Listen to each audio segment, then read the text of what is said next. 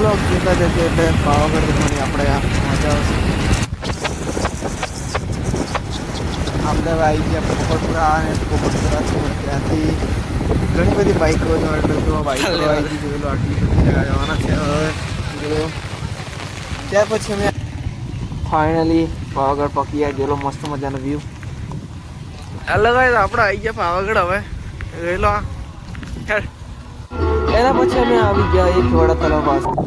Finally ગઈ આપણે હવે વડા તળાવમાં ડીજે પણ મોજ કરીને હવે માતાજીના ડુંગર પર છે જ્યાં સુધી બાઇક છે ત્યાં સુધી અમે જવા લાગ્યા છે. જોઈ લો કેટલો મસ્ત મજાનો નજારો છે. મસ્ત મજાનો નજારો જોઈ લો. પછી આપણે જઈશું પાવાગઢના ડુંગર પર. જોઈ લો ત્યાં ડીજે પર ફૂલ મોજ કર્યો છે. આપણે ફાઇનલી ડુંગર પર ચડવાનો જોઈ લો કેવો મસ્ત મજાનો નજારો છે. જુઓ આવું કેટલા કિલોમીટર સુધી હોય છે કોમેન્ટમાં બતાવજો ફટાફટ. જેણે જે પણ આવી હોય છે કોમેન્ટમાં કહેજો ફટાફટ. અને પાવાગઢ તો જવાની કંઈક અલગ જ મજા છે ભાઈ.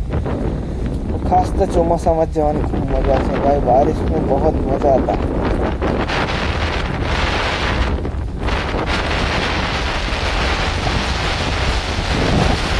बारिश में खासा मजा क्या सीन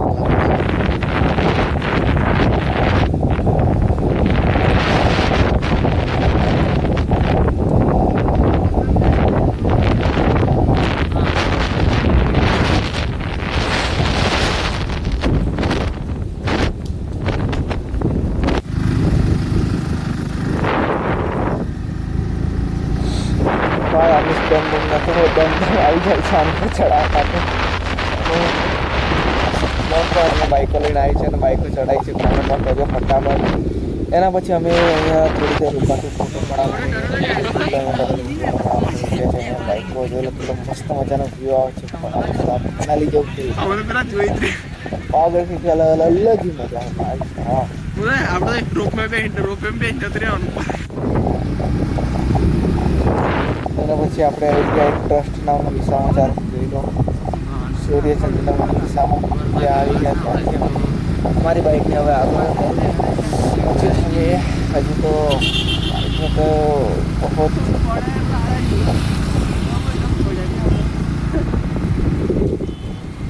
એના પછી ભાઈ સામે ફાઇનલી પાર્કિંગ જવાના આવી ગયા અને આપણી બાઇક પાર્ક કરીને હવે આપણે જવાનું છે. લગભગ ટાઈમ બહુ વધારે થઈ ગયો છે એટલે હવે પગથિયાથી ચડવામાં રાગ નહીં આવે એટલે આપણે હવે જશું રોપવે તરફ. ફાઇનલી ગાઈસ અમે રોપવે તરફ જવા લાગ્યા છીએ અને જોઈ લો રોપવે તરફ જવા માંડ્યા છીએ. અને અમારી જોડે ટાઈમ નથી. 12:30 લગભગ વાગી ગયા છે એટલે હવે ટાઈમ નથી ઉપર ચડવા માટે પગથિયાથી. કેમ કે ઘરે વહેલા જવાનું છે. કાલે જવાનું નોકરી. આપણે આવી ગયા હવે આપણે લાઈનમાં ફાઇનલી રોપવેની જોઈ લો આવી રીતે રોપવે છે. અને હવે આ રોપવેમાં બેસીને આપણે જવાનું છે હવે પાવાગઢ ડુંગર મહાકાળી માતાજીના દર્શન કરવા માટે. વરસાદ બહુ હતો સારી મજા આવી ગઈ. વડા તલાવ માટે કોણ વડા તલાવ ગઈ છે કોમેન્ટમાં બતાવજો ફટાફટ.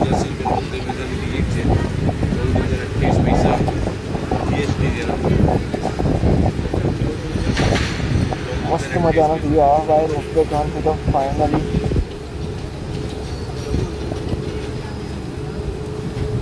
કયા ફોનથી હું વિડીયો ઉતાર્યો છે કોમેન્ટમાં બતાવજો ફટાફટ. એના પછી હવે આપણે રોપવેમાં બેસવાનું છે ભાઈ સાહેબ. અભી તક લાઈનમાં બહુ બધી ફાઇનલી રોપવેમાં બેસીને હવે ઉતર જવાના છીએ. પહોંચી ગયા હવે ફાઇનલી અમે રોપવેમાંથી ઉતર્યા કેમ કે વિડીયો શોર્ટ ના લઈ શક્યો કારણ કે વાદળ બહુ થતું ઉપર બહુ ધુમ્મસ હતું અને મેં રોપવેનો શોટ નહીં લીધો સોરી. એના માટે હવે પાવાગઢ મંદિર હવે રોપવેમાંથી ઉતરીને હવે પાવાગઢ કયા ફોનમાંથી વિડીયો શૂટ થાય છે કોમેન્ટમાં બતાવજો ફટાફટ.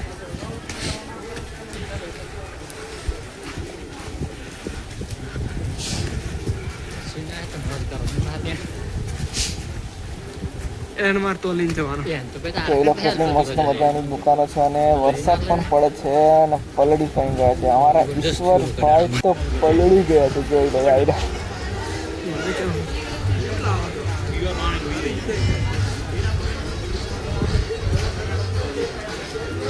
કેટલી મજા ચશ્માવાળાની દુકાન પણ અમે કઈ પણ વસ્તુ ખરીદવાના હતી તો અમે ડાયરેક્ટ જવાના છીએ મંદિરે મહાકાળી માતાના દર્શન કરવાના છીએ.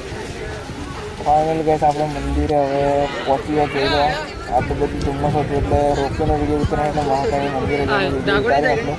એના પછી હવે આપણે જવાનું છે ભદ્રકાળીના મંદિરે. એટલે હું અને ઈશ્વર નીકળી ગયા ભદ્રકાળીના મંદિરે જવા માટે. જોઈ લો અમારા ઈશ્વરભાઈ તો સબસે આગે ही રહેતા હે, આગળ જ હોય. જોઈ લો બ્લોગિંગ કરતાં નીકળી ગયા હવે ભદ્રકાળીના મંદિર બાજુ. કોણ ભદ્રકાળીના મંદિરે ગઈ છે કોમેન્ટમાં બતાવજો ફટાફટ.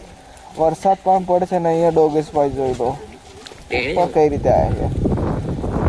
જોઈ લો કેટલો મસ્ત મજાનો ડુંગરનો વ્યૂ આવે છે. આ છે મહાકાળી માતાનું મંદિર ને આ છે ભદ્રકાળીનું મંદિર. અમારા ઈશ્વરભાઈ તો આગળ જ જાય છે. ફાઇનલી અમે મંદિરે પહોંચી ગયા અને જોઈ લો ભદ્રકાળી માતાનું મંદિર.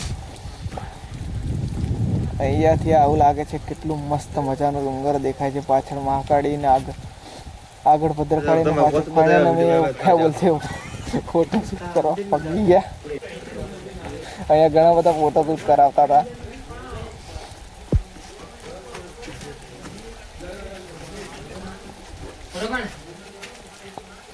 મારા ઈશ્વરભાઈ એનો ફોટો પાડી લીધો.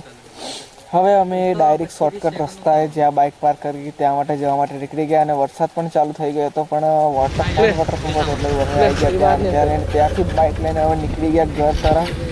હવે મળશું આગળના બ્લોગમાં ફરી,